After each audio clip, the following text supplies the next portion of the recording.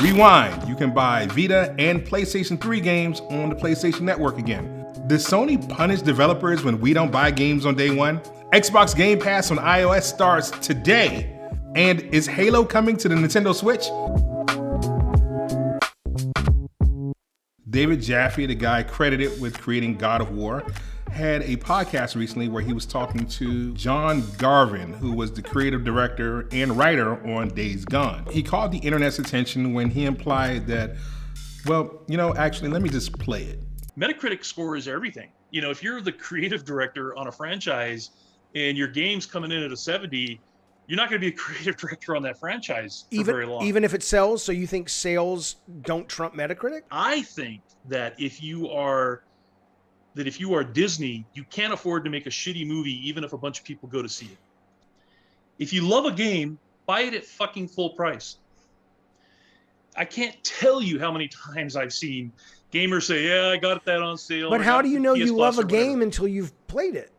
I'm just saying you don't, but don't complain if a game doesn't get a sequel if it wasn't supported at launch. The internet exploded, obviously. There was a lot of the refrain that the game wasn't that good, which is kind of beside the point. The key takeaway here is that Metacritic is a very important factor in Sony's decision on how and what they greenlight going forward. Now, that may seem obvious, but I don't think we realize to what extent. So what really stuck out to me was how this is in really stark contrast from what you've seen recently from companies like Ubisoft and even Hello Games with No Man's Sky. And what that is games that are nurtured despite coming out a little premature.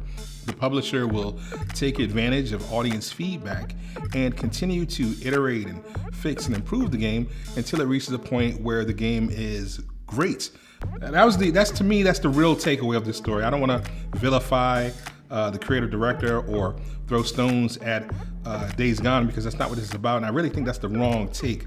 Examining what Sony's doing and giving you insight into how they're going to approach the next generation, I think that's the real key here. And that tells me that Sony's going to take even fewer chances than even I expected from the previous episodes that we covered. I think they're only trying to go for hits. And then the question becomes, isn't that subjective? What makes a hit? It's not just polish, it's not just graphics, or is it just polish and graphics in the eyes of Sony? I think the bigger question that we should be asking is, ultimately, are games just too expensive? Look, should we as consumers be penalized for not buying a game fast enough? Should the developers be penalized when we don't jump into the zeitgeist and buy whatever's on the public consciousness as soon as they want us to do it? I don't know. I don't know if that's what I want gaming to be. I don't know if that's what I want to see sequelized. I don't know if I want to see that future for Sony. My favorite game of last year, frankly, was Streets of Rage 4, and that was not, by any measure, AAA. That's worth considering and something you need to make a decision about when you decide on which console you're going to spend that money on. The Vita store is back on PlayStation Network.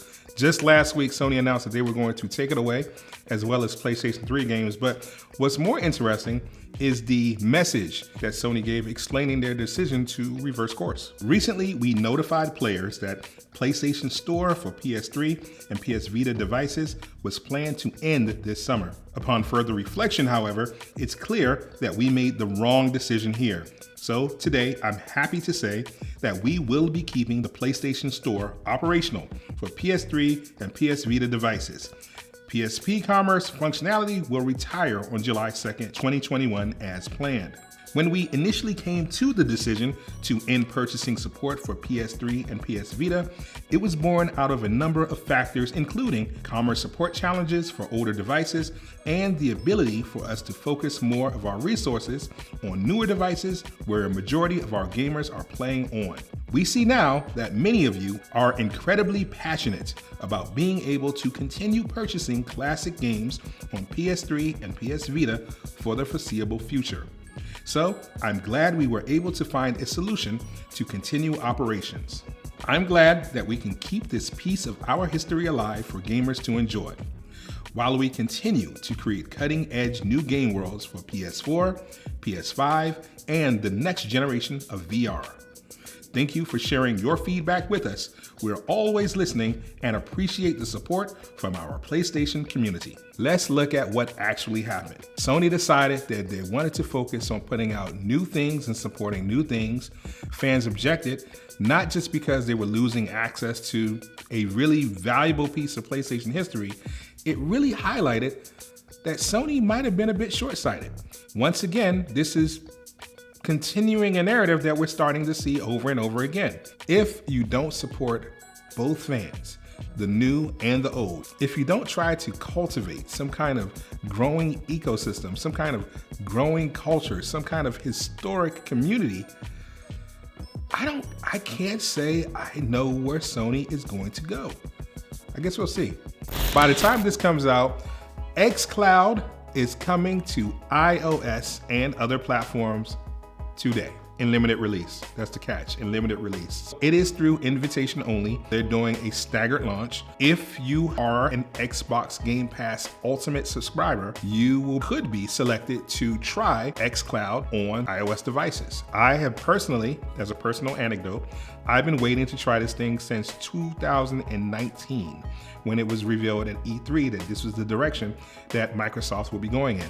I think I had an Xbox One at the time, but I rarely used it. I specifically went out and bought an Xbox One Series S Bluetooth controller so I could inevitably play Xbox games on my iPad.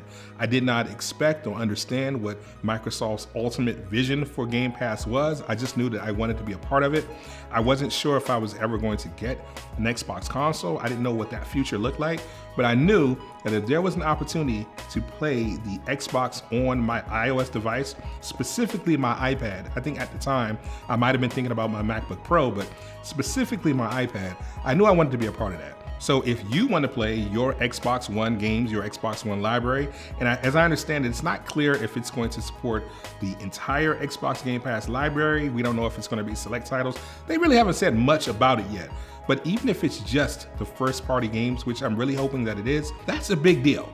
So I'll be more than happy to pay it. If you want to sign up, you just have to own Xbox Game Pass Ultimate. You might be selected, but eventually you will get it over time.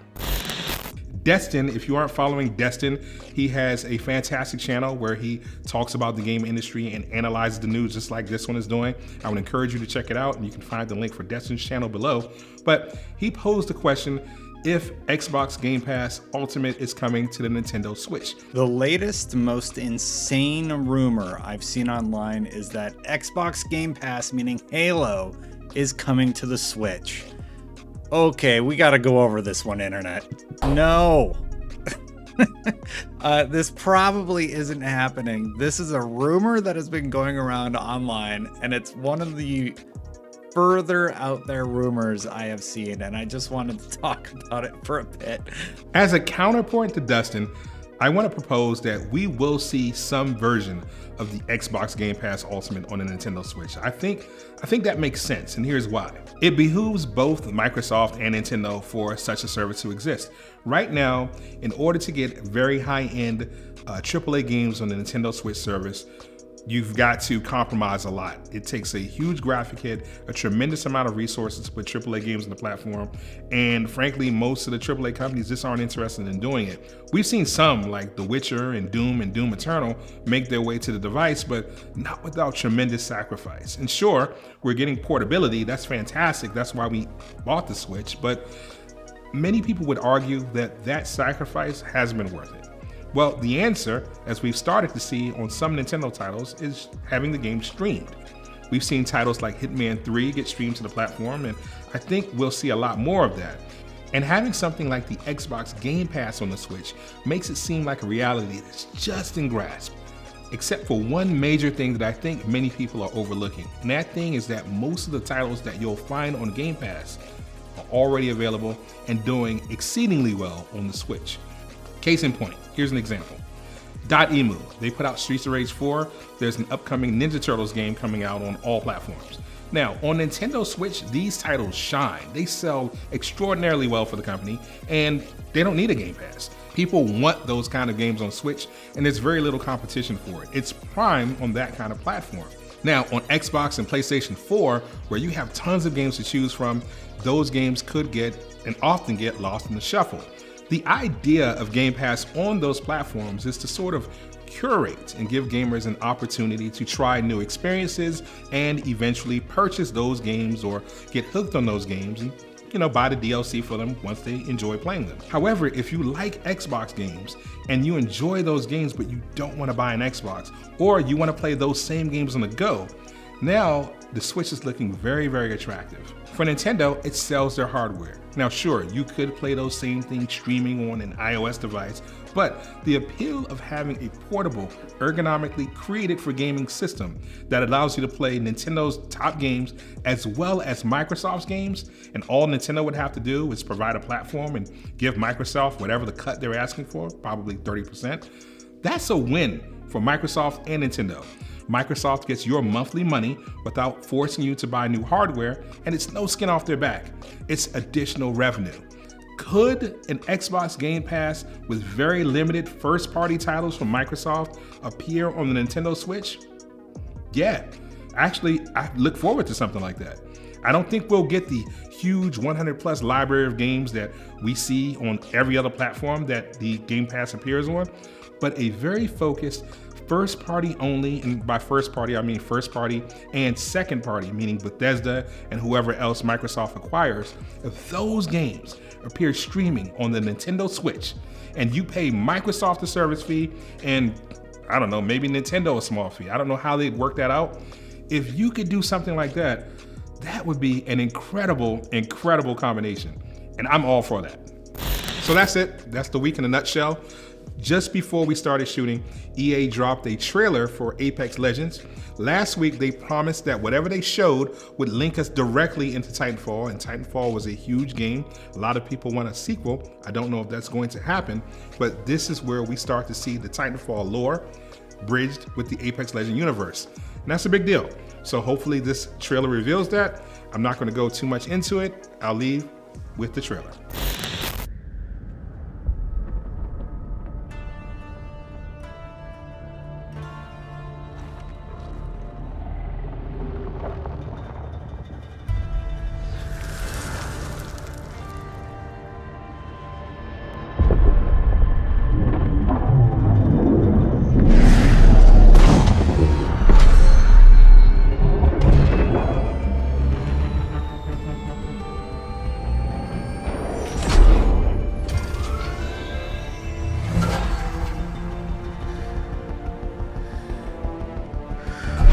Focus, Kai.